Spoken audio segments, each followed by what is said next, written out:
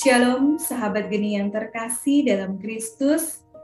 Bersama saya Katarina Winarsi dari PDKK Santa Maria Ratu Rosari Gianyar akan membawakan renungan hari ini 19 November 2021 dengan tema Rumahku adalah rumah doa.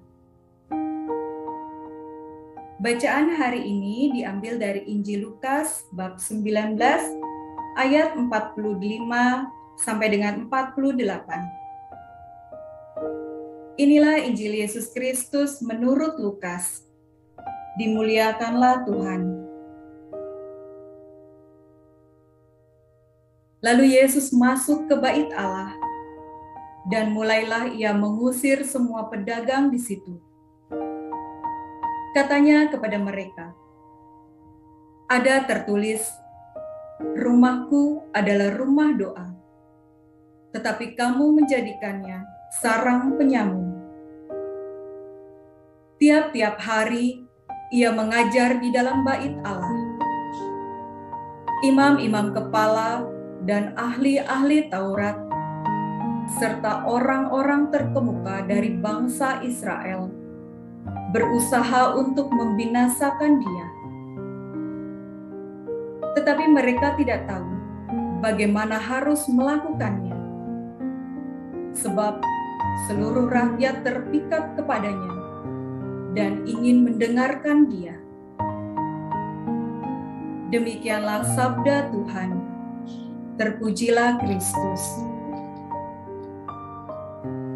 Saudara-saudaraku yang terkasih, dalam bacaan hari ini kita melihat Tuhan Yesus menunjukkan kemarahannya.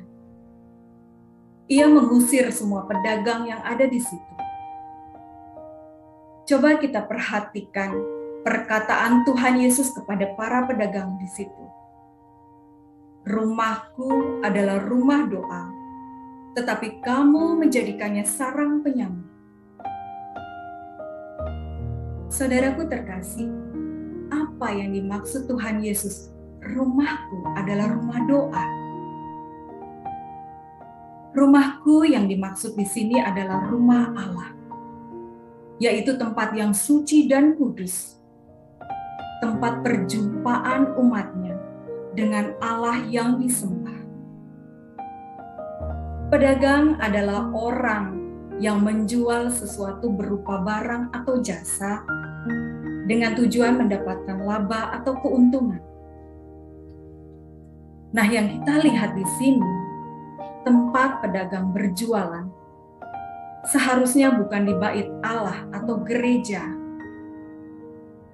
Ini yang membuat Tuhan Yesus marah. Pedagang telah salah memilih tempat, waktu, dan tujuannya.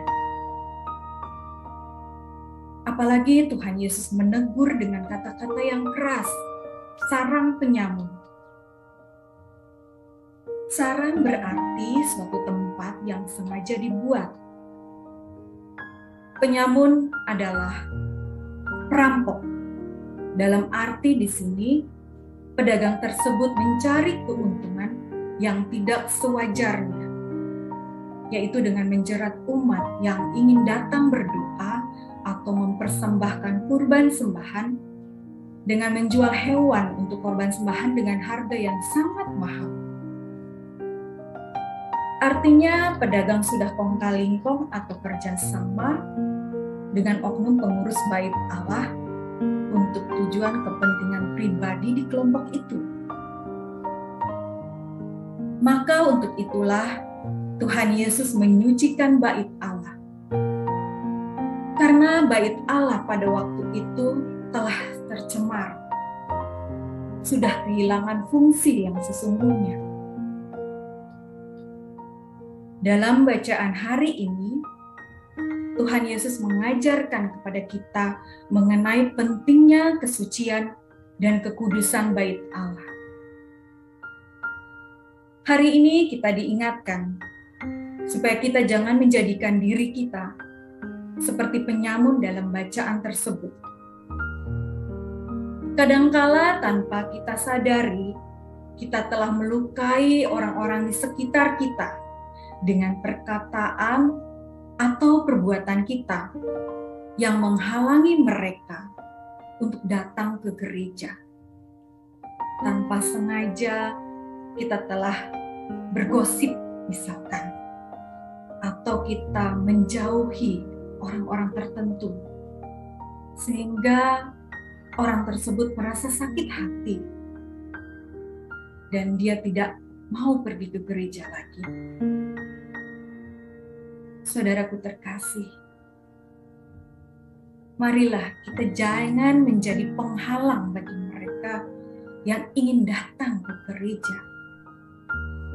Tetapi kita harus menjadi penghantar mereka untuk bertemu dengan Allah di dalam gerejanya yang kudus.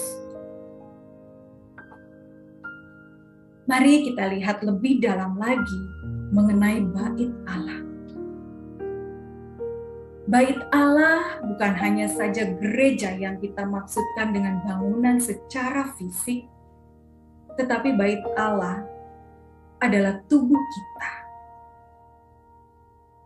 Hal ini telah dinyatakan dalam 1 Korintus 3 ayat 16 yang berbunyi, "Tidak tahukah kamu bahwa kamu adalah bait Allah dan bahwa Roh Allah diam di dalam kamu?"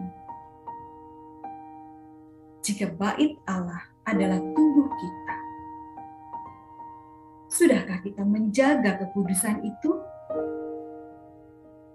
Sudahkah kita menjadikan Roh Allah yang diam di dalam diri kita memimpin seluruh kehidupan kita? Ataukah malah kita menjadikan tubuh kita sebagai sarang penyamuk?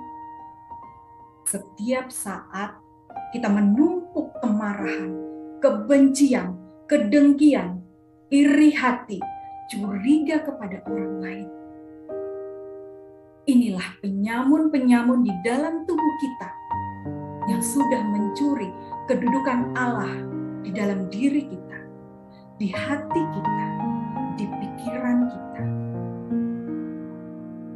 Saudaraku terkasih, mari kita jaga kesucian dan kekudusan bait Allah di dalam diri kita. Allah mau berdiam di dalam diri kita, di dalam tubuh kita, di dalam hati kita, di dalam pikiran kita, dan dimanapun kita berada. Mari kita membuka diri kita untuk Roh Allah. Mari saudaraku yang terkasih, mulai saat ini kita jadikan Roh Allah yang sudah tinggal di dalam diri kita untuk berkarya di dalam kehidupan kita, memimpin seluruh kehidupan kita. Jangan kita biarkan sang penyamun bersarang di dalam diri kita. Dan jangan biarkan diri kita menjadi penyamun yang menghalangi orang-orang untuk datang beribadah ke gereja karena perbuatan kita, akan perkataan kita yang sangat menyakitkan. Yang hal tersebut akan membuat Tuhan Yesus marah akan diri kita. Mari saudaraku yang terkasih, saat ini kita mencoba untuk membangun doa, membangun rumah doa di dalam diri kita, di dalam keluarga kita, dan juga di dalam komunitas kita. Demikianlah renungan pada hari ini. Marilah kita menyatukan hati kita di dalam doa. Dalam nama Bapa dan Putra dan Roh Kudus. Amin. Allah Bapa yang Maha Kasih, Engkau telah datang ke dunia untuk menyelamatkan kami. Engkau ingin mendamaikan kami kembali dengan Engkau melalui Yesus Kristus Putra-Mu.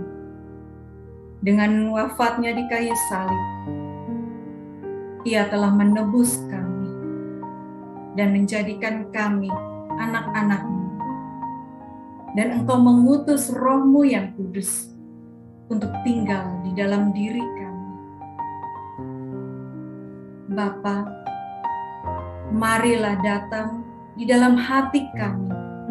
Kami ingin menjadikan diri kami sebagai bait Allah-Mu yang kudus.